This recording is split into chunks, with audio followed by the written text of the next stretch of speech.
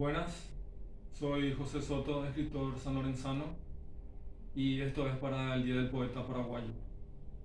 Se intitula El Mariscal López y un soldado grabador anónimo del Cabichuí, y se subintitula Parte de un diálogo en vísperas del 1 de marzo de 1870.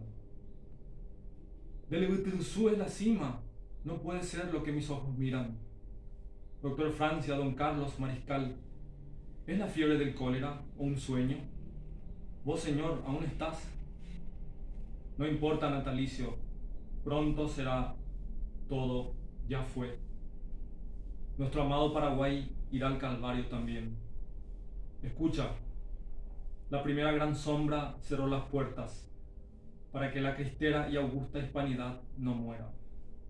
La herética e imperdonable Anglia, con su tridente del oro robado, meterá siempre muerte, cizaña. La segunda creyó conveniente la apertura, y yo con mi honorabilidad, ingenuidad pura. ¿Qué hacemos, señor? Hasta aquí, y mi tengo, mano. ¿Por qué no me lo habías dicho? Coronel Centurión Nachigoroviay o prohibíningo.